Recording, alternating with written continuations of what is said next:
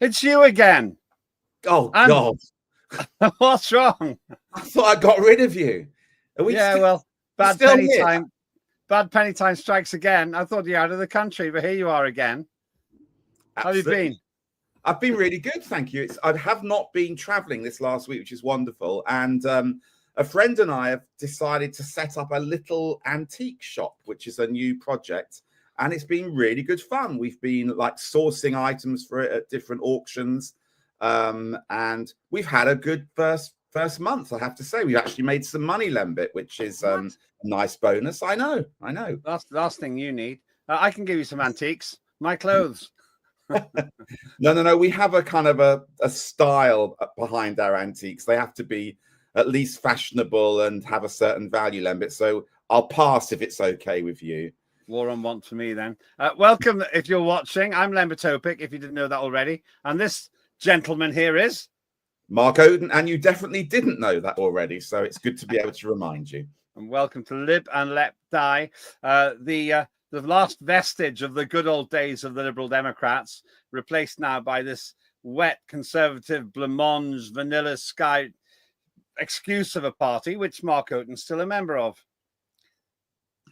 What on earth was that all about? I thought we were going to talk about the Tory party conference this week. Yeah, I know, but I mean, what's the difference between the Tories and the Lib Dems?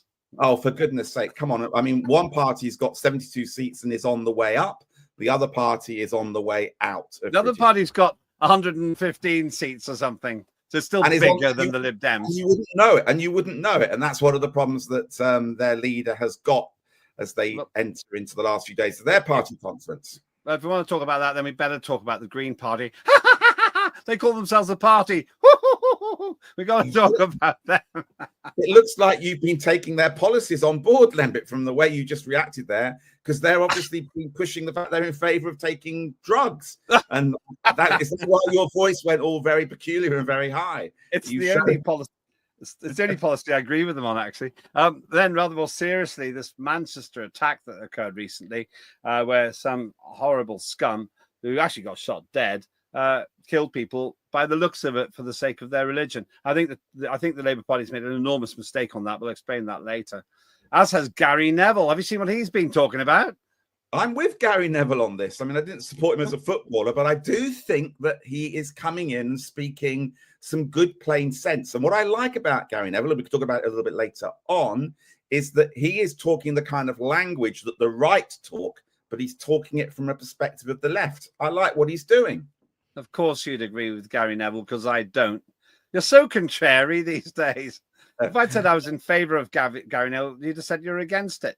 All right, well, here's the controversial one. What about Tony Blair's appointment to oversee the peace process and the rebuilding of Gaza? We need to talk about that.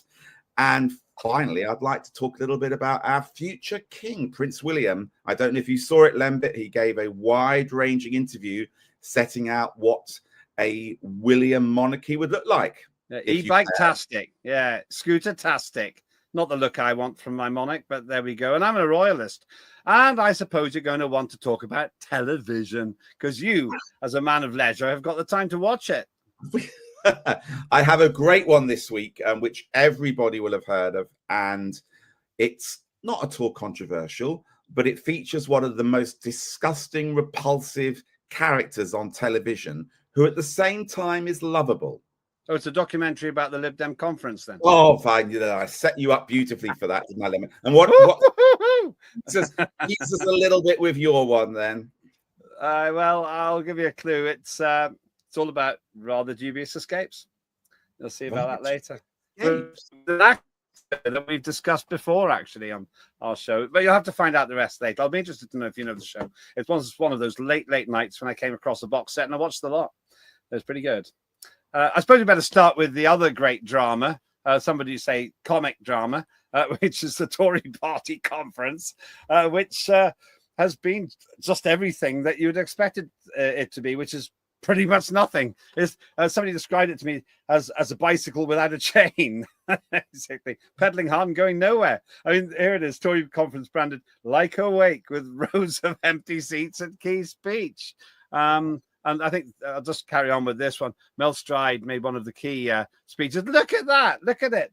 it's even the Lib Dems are more popular than that in their worst days. It's unbelievable. Isn't it? That is, those images are extraordinary, and it speaks volumes. And as you say, it does remind you a little bit of the days when the Lib Dems were struggling. But that image says it all. And that's what the green benches on the Tory side in Palms are going to look like in a few years' time as well. I mean, it really is a symbol for the problems they've got.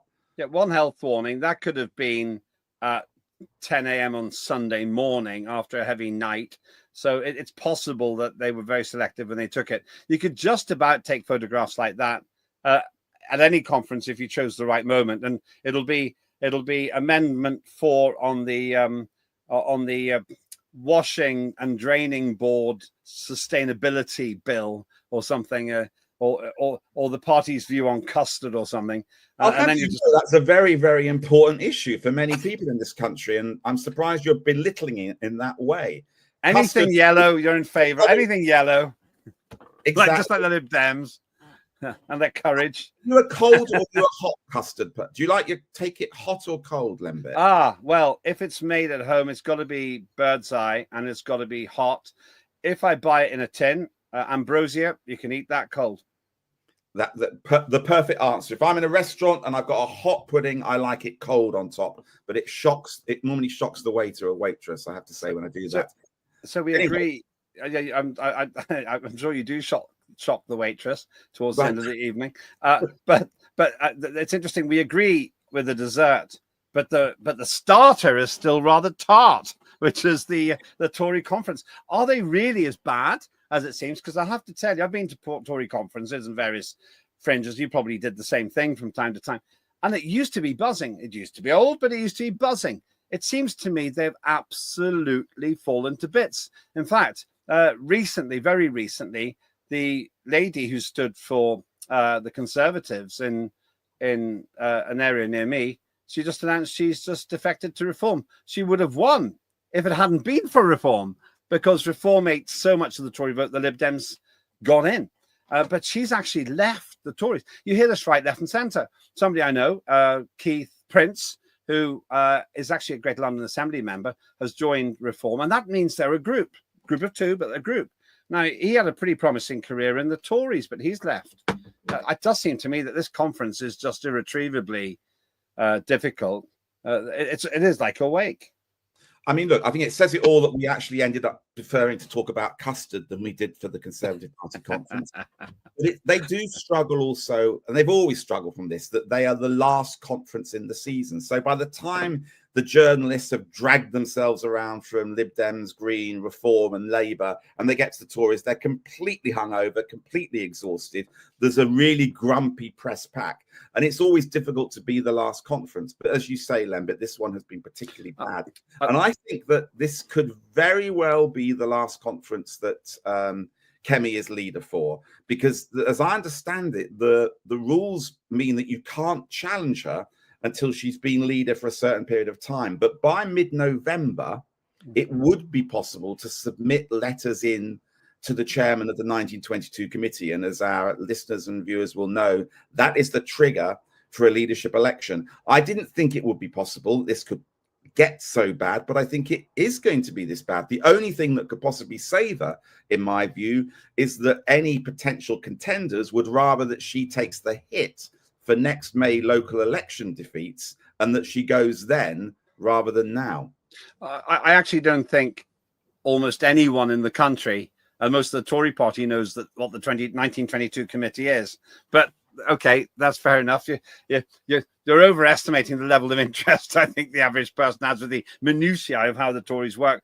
But the point you're making is right. There is a system which is really involving the MPs. Doesn't involve anybody else, just the members of Parliament. And if they've had enough of her, they can get her out really easily. They got rid of the unsinkable Margaret Thatcher doing that. I have to say, I like Kemi Badenoch as a person. You still don't say her name right, by the way. It's Badenoch, not Badenoch. 1D, it's a pedantic point, but why is it not pedantic on that basis? But moving on from that, the fact is that she's a likable person, but she comes across as a reasonably good sixth form debater. She does not come across as a leader of a party, and she doesn't come across as prime minister. But the main problem she's got is she has an unfloatable. She might be unsinkable herself in a way, but she's got an unfloatable Tory party. It's not that it's sinking; it's just stuck on the rocks, and the tide's gone out, and it just sits there with the propellers spinning and nobody wanting to board.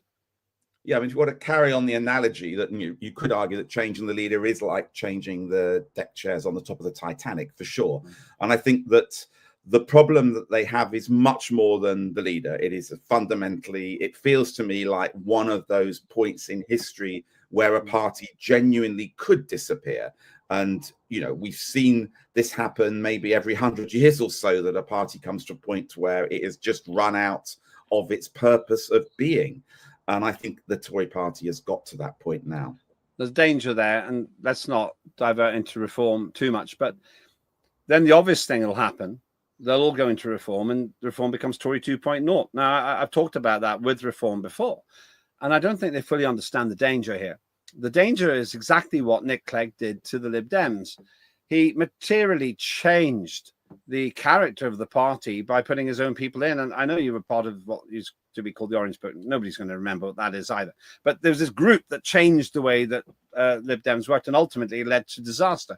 I think that there's a danger that the Tories, and I do think they've run aground. No one's really sinking, but they can walk off there onto the good ship reform. And if they all get onto the good ship reform, they virtually constitute the new crew.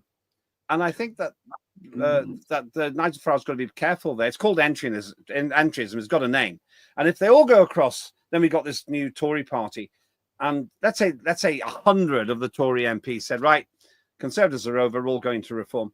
Then Nigel Farage has got a problem, not least because the public will twig that this is actually an old wolf in wolf in sheep's clothing.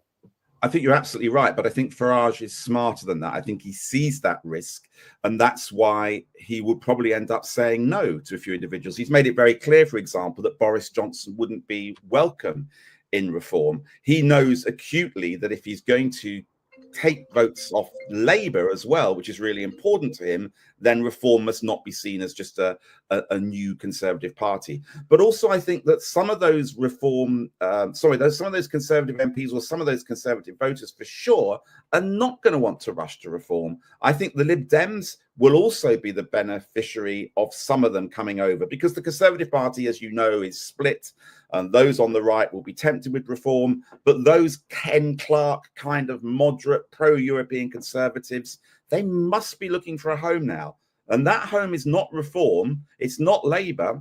That should be the Lib Dems that they go to. Well, yeah, I think actually I agree with you on that. I think that there's a good chance that that's exactly what's going to happen. I don't see anyone really going across from Tory to Labour, but they'll go to reform and they might go to the Lib Dems. That's to some extent what happened, but let's not oversell this. The Lib Dem vote wasn't good in the 2024 election. The result was good, but the vote wasn't. They actually came behind reform. And I just don't really see there's any comparison between what Farage is offering and what Ed Davey is offering. Farage is offering a serious attempt at sorting out our borders, a serious attempt at scrapping net zero, a serious attempt at making Brexit work. The Lib Dems offer the opposite of all those three, and Joey the Clown is the leader. Yeah, but if you think of yourself from the perspective of a Conservative Party member who has been on the moderate side of the Conservative Party, you see your party disappearing, but you don't want to join reform. So where else do you go? You are homeless to some extent. So that's why I think that the Lib Dems will pick up some of those. But one thing we can probably both definitely agree on is that none of those Conservative waverers will be going to the Green Party, particularly after the party conference that they had this week. I mean, it was this Polanski, who's the new charismatic leader. I think he ran into the conference, did he? Maybe he's trying to give Ed Davey a good run for gimmicks and stuff like that. But then, of course, they came out with what is going to be a vote-losing policy for many people, and that is legalizing virtually every single drug that you can get your hands on, as far as I can tell. That's about the only policy that I've been sympathetic to. Maybe my view is a bit different now I've got children. But certainly if you'd asked me 5 years ago, 10 years ago, I'd have said legalize and regulate. That's still what I would do. I would say you can't ban addiction with a law, because addiction isn't something which you can prescribe or unprescribe by punishment. That's by the definition of it. An addiction. An addiction does you harm, and you don't really care about the harm because you just can't resist it. So I would be, ironically, inclined to say we could legalize and regulate drugs, because then the bottom falls out of the illegal market. What makes pushers push is that once they get you hooked, then they're also your customer. If, on the other hand, you're addicted and you can get heroin on prescription, as was possible in this country till around 1973, Misuse of Drugs Act, then the market declines. There were only about 2,500 recorded heroin addicts in 1973. Now there's something like 200,000 because we've created a market. That's the irony about it. But everything else they're doing is a massive joke. Polanski, he says, we welcome all the migrants. I haven't read the memo, pal. That's not going to get you a lot of votes. That means Reform's not going to vote for them. The Tories aren't going to vote for them. No, Labour's going to vote for them. Maybe some Lib Dems will vote for them on both of those policies. And then its whole attitude, it's gratingly superficial. I think somebody I know would describe him as having a shallow consciousness. Does he persuade you? No, look, I'm not persuaded, but I think that there may be an interesting group of the electorate that you're forgetting, Lembit. At the next election, 16-year-olds will be able to vote for the first time ever.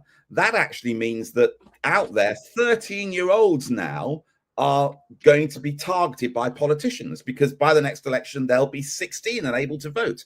So I suspect that the Greens have had a really strong pitch towards those 16-year-old voters and to student voters as well. And that's where perhaps this drug policy will... Yeah, that's very patronizing, though. You know yes, I think so. I understand, and you can see it if you ever go to a pub. If you can afford to go to a pub, I can't. But if you go to a pub, you get fewer young people there. Drinking amongst young people's gone way down. I don't know what they're doing in terms of drugs, but I get the feeling that they're rather more clean living than our generation, so they won't look like us at our age.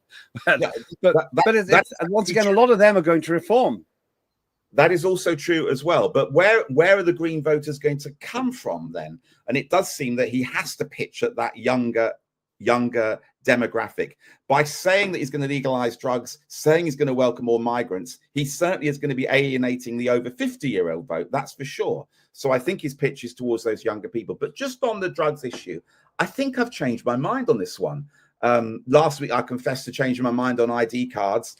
I used to be in favor of legalizing drugs. In fact, the Lib Dems back in Paddy Ashdown's day had it as a policy. I remember the press headlines after he introduced it. It was Paddy's party goes to pot.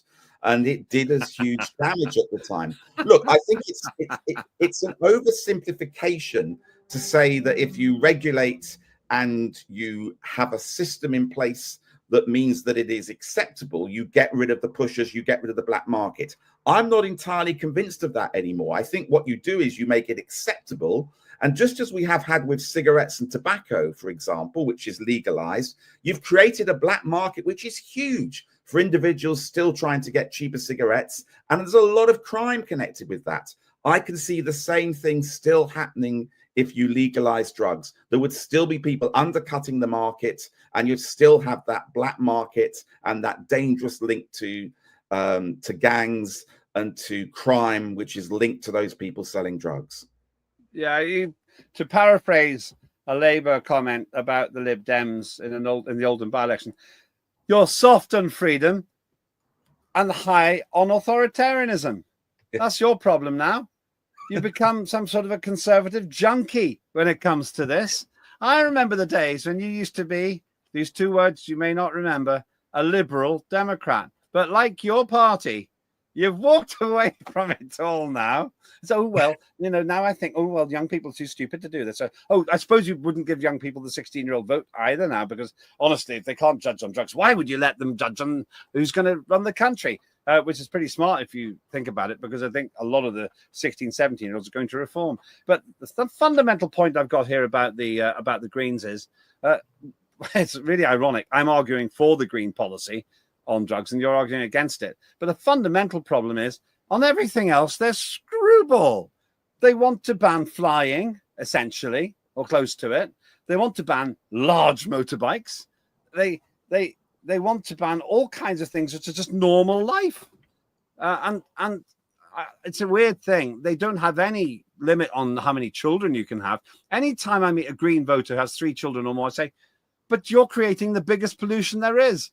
More people. Well, they won't talk about that. And they thought, well, that's not right. It's a human right. Oh, it's a human right to have as many kids as you want, but woe betide the person who takes his family to Torremolinos for a week every summer. And what about little Greta Thunberg? She's got a fair number of air miles racked up there. She doesn't sail everywhere. This is the problem. The fundamental reason, and I have to tell you, in 1989, I thought about joining the Greens. And then I realized they're a pressure group. Yeah, it was between the Lib Dems and Greens. And Paddy Ashton convinced me to join the Lib Dems. And at that time, I thought, absolutely right decision. I've never regretted not joining the Greens because I realized in 1989, at the tender age of 24, that they were just a pressure group, single issue pressure group. Now, to their credit, they have wagged the dog of the entire Western political world, but they've wrecked it too because there is no climate emergency. Did you know that all of the human emissions every year add 142,000th of CO2? That's the amount of CO2 of the atmosphere. All the CO2 is 142,000th of the atmosphere, and most of that's reabsorbed as well. And that's a fundamental thing. They talk utter drivel. They don't understand the science. And when you say things like that, they go, "Oh no, but there's a climate crisis." There's no climate crisis. You know, I saw an article on the television saying, "Oh yes, well, the Alps are losing their glaciers because of global warming." And then I saw another article saying the Antarctic is gaining ice because of global warming. I mean, it's ridiculous. Thank you. I feel I've had some counselling. Is it over now? Is there any more? I finished. I realised I went on a bit. I'll be quiet later. If only this program wasn't recorded live, we could actually edit some of that rubbish out. But anyway, we have to keep plugging ahead and leave it in. On more serious notes than your blasting of the Green Party, the events in Manchester this... Would you ever vote Green? Would you ever vote Green?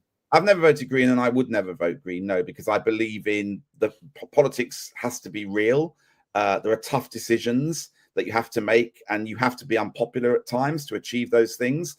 And I don't think that the Greens understand sometimes the reality of running things, and we're seeing it in some of the councils that they run up and down the country as well. I did vote Green once. Really? Yeah, in 1984 or 5, and as an MP. It must have been 84. Not when I was an MP. So when I was a student. It was a local government vote, and I went to the place, and I was going to vote whatever the SDP alliance was at the time. And then what happened was I met the Green candidate. I thought, oh, he's really nice. I voted Green. One time. But at least I speak from authority. Go on. Is this the only time you've not voted for the Lib Dems? That's a different subject. Okay. We will revisit that at some other time. But look, can we talk about something much more painful? Manchester? Horrible. At so many different levels, and I think that it was right that the country took note. I think it was right that the politicians made the comments that they did about what concerns me is the difference that we have in this country between understanding that you can be against what Israel is doing, but that doesn't mean you're anti-Semitic and you're against Jewish people. And they are two completely different things that are happening here. And I absolutely understand people want to protest against what's happening in Israel and the way the Israeli government are doing things. To muddle that up with these terrible attacks and assaults on Jewish people is just wrong. It's just wrong. That's interesting. Absolutely. Once again, this is very rarely happens. I'm agreeing with you for a second time in the same show. I know that history. Note this day. There'll be a blue plaque on our studio after today. On this day, Mark, Oaten and Öpik actually agreed for the first time since 1997. But anyway, the reality here is the absolutely unforgivable stupidity of the Labour Party saying, well, you shouldn't be demonstrating in favor of Palestine because that's disrespectful to the Jews. Unbelievable. And why is it unbelievable? Exactly for what you said. Because when they say that, when who's in the picture there, Obama, when she spoke, and we'll come to David Lammy in a minute, what she was saying was that opposing the problems that Israel's causing in Palestine is like criticizing the Jews. Yeah. It's unbelievable, unforgivable, because they're doing exactly the thing I say almost every single week on this station. Being a critic of Israel is not the same as being a critic or a slanderer of Judaism. Judaism is a religion. Israel is a country. It's like saying, well, if you opposed the illegal war launched by Tony Blair in Iraq, you must be anti-Catholic because Tony Blair's a Catholic. And what they've actually done is exactly what they said they didn't want. They're now saying you oppose the genocide in Palestine. You must be anti-Jewish because the Jews are doing it. And I can't believe we've got a government as irresponsible as to stir up exactly the religious hatred they say they don't want. And I find that unforgivable. Look at him, Starmer there. Say, I would ask them not to demonstrate in favor of Palestine because it's disrespectful to the Jews. Nothing to do with the Jews. Everything to do what you think about whether you like Israel or not. And it drove me crazy when I saw this, Mark. Yeah, no, I think I totally agree. And it doesn't help when they misunderstand these two issues in this way. And what they're doing is fueling a hatred towards Jewish people, which I don't think they're doing it deliberately, but by default, they are encouraging that. And it's the wrong focus. It really, really is for doing that. Look, I mean, the other sad thing about what happened was, of course, two people lost their lives. And one of them lost their lives because the police shot that individual, albeit by trying to shoot the terrorist at the same time. Look, all round, it's awful. Will it be the last time this happens? Sadly, I doubt it will, and we will have to wait and see what happens next. But yeah, horrible events in Manchester. Just one word on it, though. That man there, David Lammy, showed his complete idiocy by going on about his pre-prepared speech when he was being heckled. Why was he being heckled? Because the community there, presumably the pro-Israel, pro-Zionist, doesn't matter if they're Jews or not, doesn't matter. Pro-Israel, pro-Zionist community were shouting at him, how dare you, as a party, recognize Palestine? So a lot of people feel strongly about it. We're not going into that, what you and I think about it. I bet you we disagree, but we'll see. Maybe not. And he, instead of saying what he should have said, what he should have said, I'll say in a minute, he just read this anodyne, inappropriate, badly phrased, insensitive speech, which didn't even slightly reflect the feelings in the audience. What he should have said is, I know a lot of people feel very strongly about decisions made by the Labour government. I'm willing to discuss that. But for the next 20 minutes, we're here to remember the dead. And whatever you think about the politics, let's respect the honour of two people who never deserved this. And perhaps we can grieve and honour them together. If he'd said that, the heckling would have stopped. But he was too stupid to do it. He didn't read the room at all. But equally, I didn't think it was appropriate that he was booed and chanted it in the way that he was either on the other side. I wonder whether, with hindsight, it was perhaps the wrong decision for all the politicians to suddenly flood to Manchester in the way they did. You had Andy Burnham, even Angela Rayner, Lucy Powell, David Lammy, the Home Secretary, Keir Starmer, half the cabinet were there. Was that maybe an overreaction? Should Keir Starmer have actually flown back from his conference in Denmark? It's a difficult one because the politicians are so scared not to be seen to be reacting, but actually maybe their extreme reaction on this occasion wasn't appropriate in the community that they went to try and support. Yeah, but my view, Mark, is that Keir Starmer's response was anodyne and pointless, but probably neutral. Sending Lammy there was a huge mistake because he just doesn't have the mental agility to cope with it. I mean that literally, not just poking fun at him. That's what I think.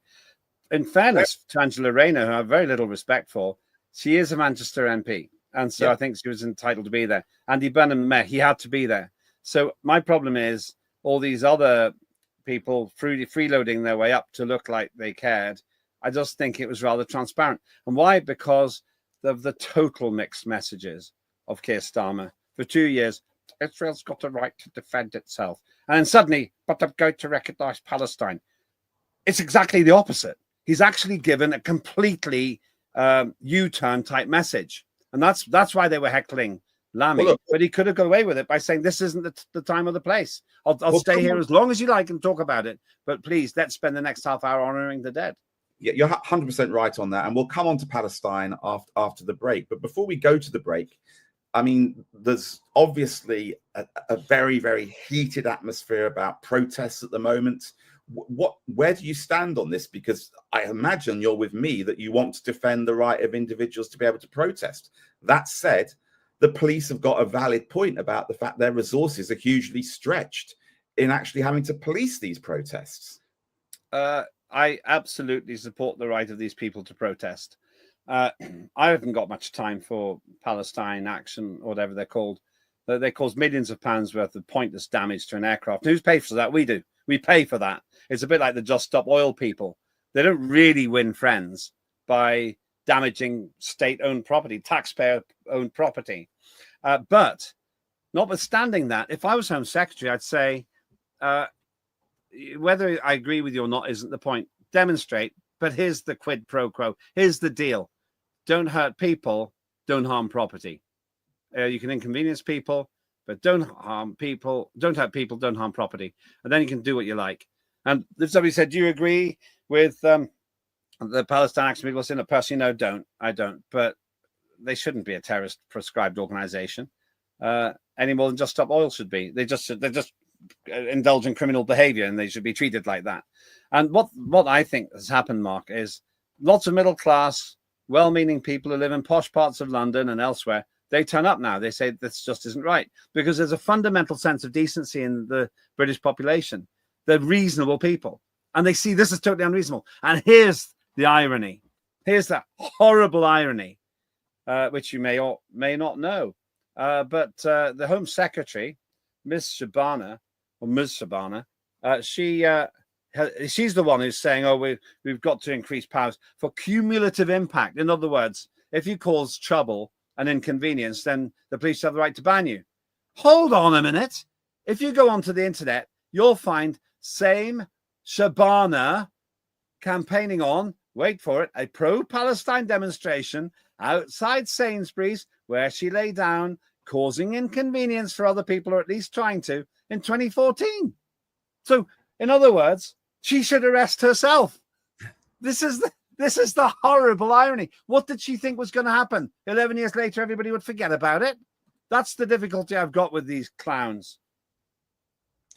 I think that, again, you and I will both agree that while sometimes we have to support uncomfortable causes because we believe in the freedom of expression, we believe in the freedom of protest, it seems to me that this Labour government wants to clamp down on it, and they don't believe in that. And actually, I think that is dangerous, because you build up more and more resentment, and it leads individuals to take more illegal activity if they haven't got the ability to protest peacefully. So I think on this we're in agreement. But just final comment around all of this. Gary Neville has stepped into quite a bit of this debate in the last couple of days.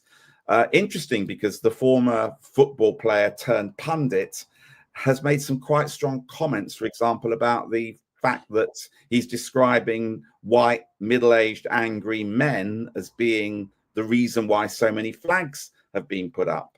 And what I think is interesting about Neville is that he is speaking very directly to a lot of followers, but he's coming at it from a perspective of being on the left of British politics.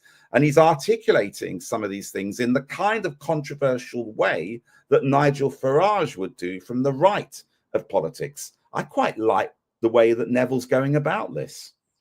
Oh, no. You cannot be serious. Another sporting analogy. But anyway, go on. I have been absolutely appalled by his embarrassing monologue. As you rightly say, Gary Neville saying that he didn't like angry, white, middle-aged men who are putting up these flags. He doesn't. He said he doesn't see the point of why they're putting them up now. Now, I was talking about the Home Secretary, Shabana Mahmood, a moment ago. Now, at least she's a politician. Not a very good one, but she's a politician. This guy spent 20 years being a professional footballer. Now he can preach about middle-aged white men. That's self-loathing. That's what he is. He's He's been. I'm just on a ride. I don't know what.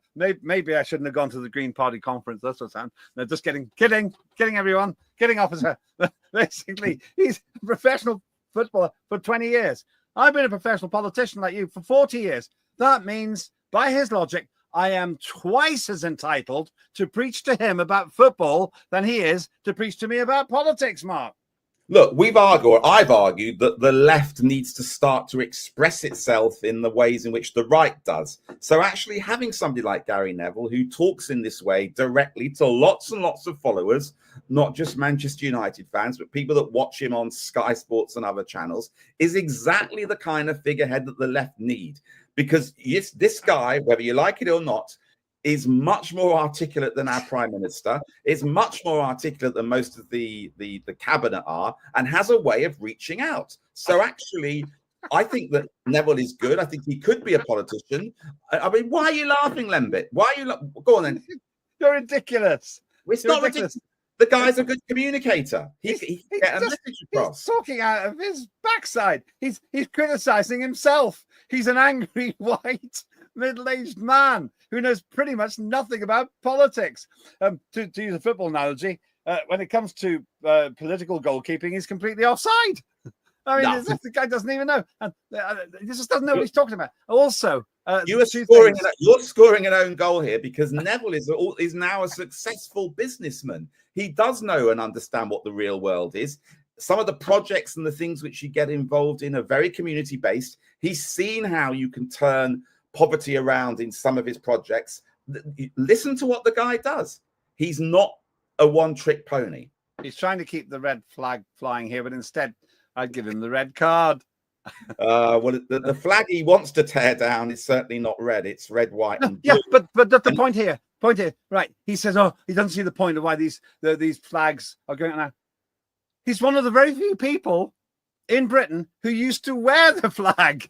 He used to wear it as his uniform when he was representing Britain, and he doesn't see why some of the rest of us might want to put them on flagpoles. You go to America and you see the stars and stripes all over the place on flagpoles. You've been there, and they're proud. Gary Neville really provoked me. He's barely more intelligent than David Lammy. If he carries on like this, he's going to end up on the Labour cabinet. You are such an intellectual snob. Every single program, you go on about the intelligence of our politicians, and that's just not right. The politicians are not just about whether they've got academic qualifications, and you belittle people like Gary Neville and others just simply because they haven't got the kind of qualifications you expect from politicians. Listen, they belittle themselves by the stupid things they say. Our producer, that's what's wrong. Our producer is saying that we are well beyond extra time and we need to take a break. Go and have a suck on an orange or something else, and we'll come back and discuss Palestine after this break, okay? Okay. Hello, I'm Basil Valentine, and this is Unprecedented TV, unfiltered, uncensored, unprecedented, the home of free speech here on the internet. Do please like and subscribe over at YouTube. Follow us on X, and remember, I'm on air every day, Monday to Friday, 1 p.m. for Ascending Order, your daily news edit with live guests and all the genuinely most important stories from around the world. Don't allow yourself to be propagandized by the corporate media. Forget the world at one on Radio 4. Join me, Basil Valentine, instead, 1 p.m. on X, Monday to Friday, also on YouTube. And I'll see you all very soon. Right, Lembit. That Basil Valentine's doing all right. Did you see where he lives? Yeah, he's got a nice book collection. Mine's all falling around. Actually, I've got my books on a pair of old skis, which I thought was a really, really cool idea. And yeah, exactly. It didn't work. This is the view from my window. Yeah. Have you calmed down now during our little break there? Because you were getting rather. As long as you don't raise another really provocative person, I should make it to the end of the show. Yeah. Okay, so let's talk about Tony Blair then. That's no. What am I doing to you? I'm killing you. Look, we need to talk Tony Blair. Serious. Let's have a little look. We're really talking about him, are we now? Well, we're not the ones joking about that earlier on. Donald Trump is talking about him. I think that we've got some clips of Donald Trump actually saying why he thinks that Blair should be the guy to run the task force, which is going to be looking at the future for Gaza. This is eternity. Make me more angry if you have to listen to him. Oh, we do. Forever. Okay. To ensure the success of this effort, my plan calls for the creation of a new international oversight body, the Board of Peace, we call it, the Board of Peace, sort of a beautiful name, the Board of Peace, which will be headed, not at my request, believe me, I'm very busy, but we have to make sure this works. The leaders of the Arab world and Israel and everybody involved asked me to do this, so it would be headed by a gentleman known as President Donald J. Trump of the United States. That's what I want, is some extra work to do, but it's so important that I'm willing to do it, and we'll do it right, and we're going to put leaders from other countries on, and leaders that are very distinguished leaders, and we'll have a board, and one of the people that wants to be on the board is the UK former Prime Minister, Tony Blair, good man, very good man, and some others, and they'll be named. I mean, honestly, it is laughable, and it's a beautiful name, the Board of Peace, and I'm too busy to do it, but I'm still going to do it. I mean, it's incredible. However, having said that, fair dues, he's got to this point, he's brokered the peace, and he's got closest to anybody has in the last 2 or 3 years to being able to get to this point where we could see a possible outcome which will result in a settlement and a resolution to this terrible conflict. But for me, I think it's genius to bring back Blair. I have no issues with Tony Blair. I think that he's an outstanding politician. I'm surprised he wants to do it because it's an incredibly difficult situation to take on. But I suspect he wants to do it because he's still terribly obsessed by history. He's obsessed by his legacy. He knows that the legacy that he has is all around Iraq. And he is desperate to try and finish his political career with something which other people can say he did well. And that's why he would love to be able to help in this beautiful coalition of peace. You disagree, don't you? Which bit do you disagree on, Lembit? Trump or Blair? All of it. All of it. All of what you said about Blair. I actually think Donald J. Trump is the right person to head this up because he actually made Benjamin Netanyahu in the headmaster's office, the Oval Office, pick up the phone and phone Qatar and say, "I'm very sorry for bombing your country." Did you know that? He did that. He made Netanyahu phone Qatar in front of him.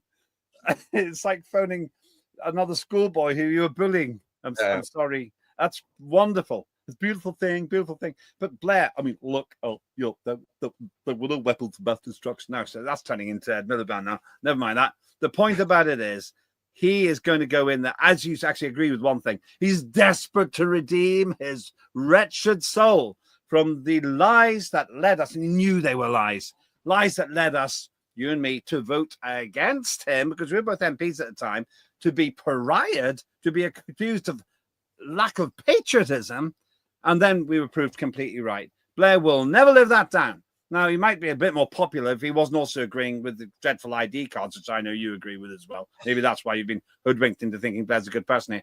But he's got a miserable record when it comes to peace. And now, I don't dislike him as a person. I actually always got on well with him. But I'm not playing the man and playing the ball here. I would not put him in because I think he's authoritarian. And I just don't feel he's got that touch. Who would I put in?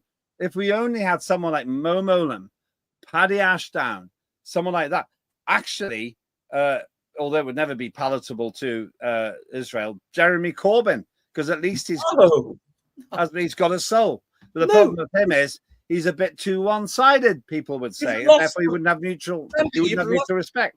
you have finally lost the bloody plot. If you're actually saying that Jeremy Corbyn will be better at resolving the situation in the Middle East compared to Tony Blair, you have lost the plot completely. Okay, so you think that Jeremy Corbyn, sorry. No. I would love you to dig the grave even deeper. All right, carrying on. But for whom? The point is, Jeremy Corbyn would be palatable to the Palestinian side, but very problematic to Israel. But I think Tony Blair's equally palatable to Israel, but not palatable. I accept that. But that wasn't the point I was making. There's a question of empathy. I don't think Blair gets it. And that's the difficult. Mo Molan would have got it. She'd have gone on well with both sides. There's a guy called George Mitchell. He's not very well known. He would have been good at both sides. Bill Clinton would have been good because whatever he was getting up to in the Oval Office, he was a pretty good negotiator.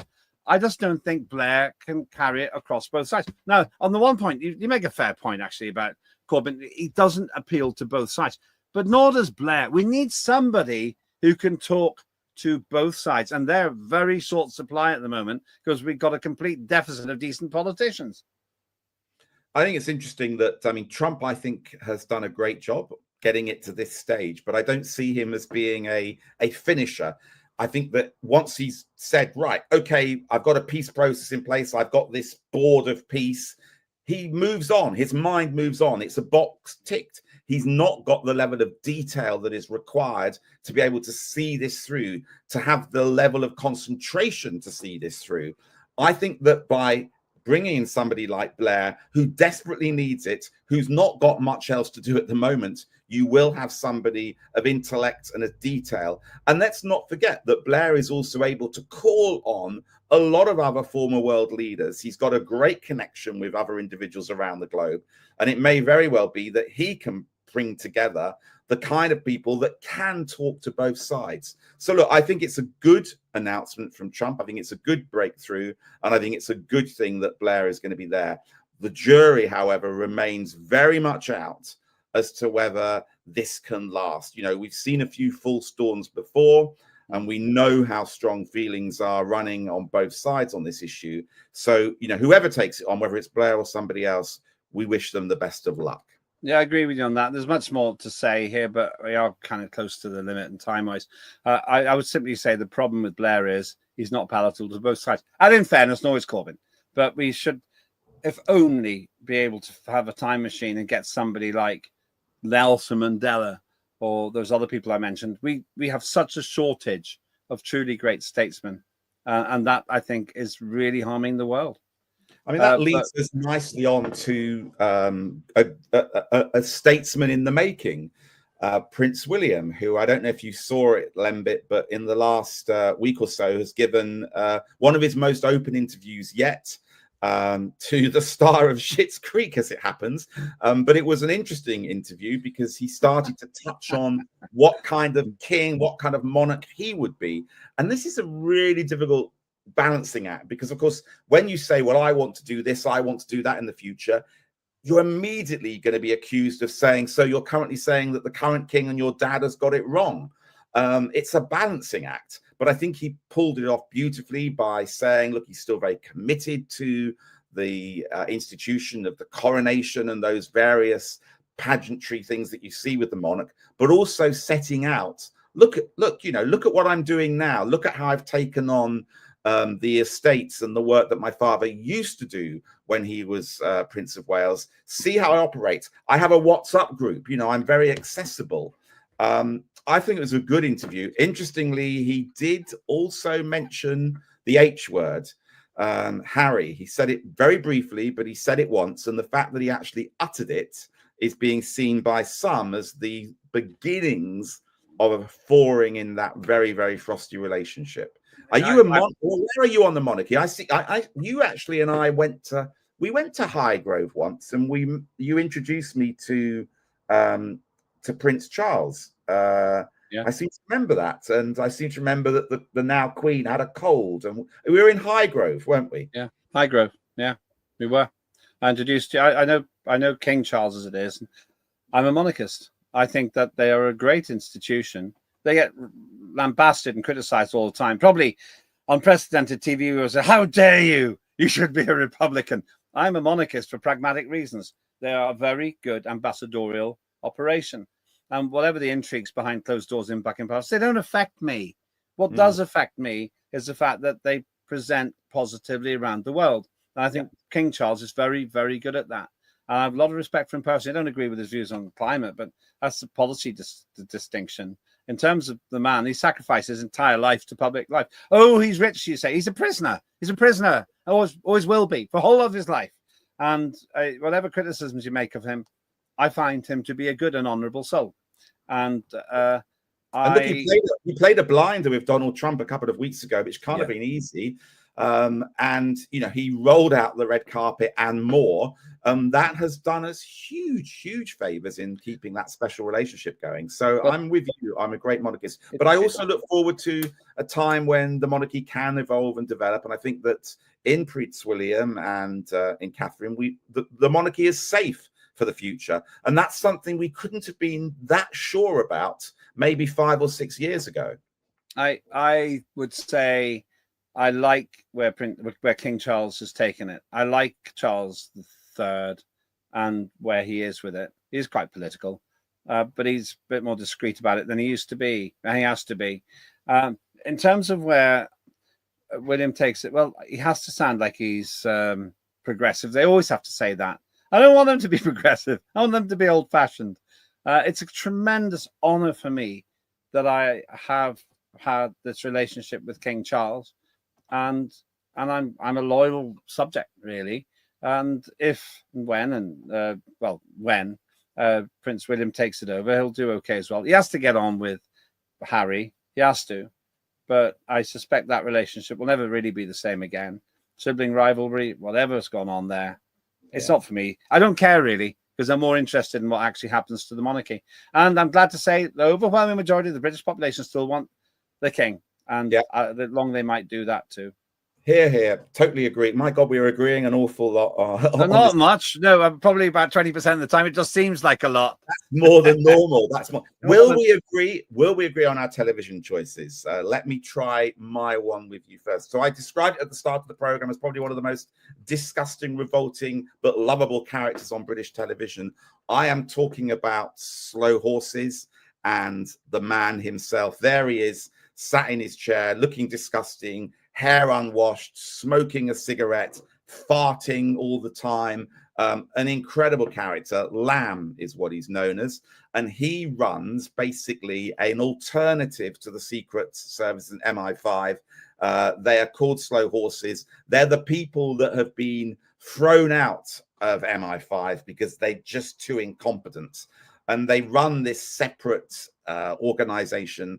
And you know what? Time and time again, although they're meant to be the incompetent outsiders, they end up being the ones that actually solve the crime. And this character is absolutely fantastic. He doesn't give a damn. He tells his staff to fuck off, to leave the office. He farts in cars and says, you better wind the window down. He's an alcoholic. He eats a terrible diet, treats everybody incredibly badly. But we all seem to love him, and he gets away with it. Slow Horses, thoroughly recommend it. I think we're on season 5 now. It's just started season 5. They're dropping an episode each week. Have you seen it at all, Lembit? No. You heard? I hadn't heard about it, but I do like Apple TV. You reminded me of something else I want to recommend the next time, not today's. And I want to thank you, because now we have to put the health warning at the beginning of the program because you used a bad word. There's now his editing for Moose. And there we go. Thank you. It's fart. Well, you said F off as well. Well, he says it all the time in the program. Yes, that's fine. That's the first time either of us has actually sworn properly on this show. Anybody that tunes into a program with Mark Oaten and Lembit Öpik on it have got to expect obscenity. I mean, for goodness sake. No. Anybody who tunes in has got to expect to utter an obscenity. That's all the difference in the world. You can't hear what they're saying. They can hear what we're saying. Apologies if you're caught unawares by Mark's flipping toilet filthy mouth. Filthy language. What's your program, Lembit? What's your program? I came across this little gem made over a decade ago with David Tennant. He's back again in our hit list. And it's The Escape Artist. I knew very little about it. I'm not very keen on courtroom dramas. This is much more than that. The story is that man there is in competition with another lawyer to be top dog, to be regarded as the best. And they don't really care if the person's guilty or innocent. They just want to win whatever they do. But then it gets personal.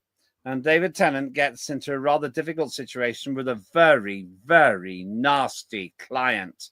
That's giving nothing away because you find out how nasty he is very early on in the show. And then it's pretty mesmerizing, really upsetting at times, frustrating, brutal. But it's very, very hard as Nail's watching. And that's what kept my attention. I watched the whole lot. It's actually in 2 parts, comes to about 3 hours. But afterwards, you're breathless. I've actually written it down, Lembit. There you go. It's the first recommendation you've given that I have actually written down. It sounds really good. And I love David Tennant. He's an incredible actor. He can turn himself to so many different parts. I think he played Jimmy Savile in the recent drama. I thought that was Steve Coogan. I thought did that. Oh, that was Steve Coogan. You're absolutely right. And that's actually another program which is back this week, Alan Partridge. I absolutely love Alan Partridge. Maybe we'll put that on one of the programs next week. You remind me a little bit of Alan Partridge. Exactly. On that note, I suspect that, yes, our producer's saying it's Steve Coogan, not David Tennant. Although I did see David Tennant in Hamlet. Bloody brilliant in that. Anyway, on that note, we should probably wind up the program.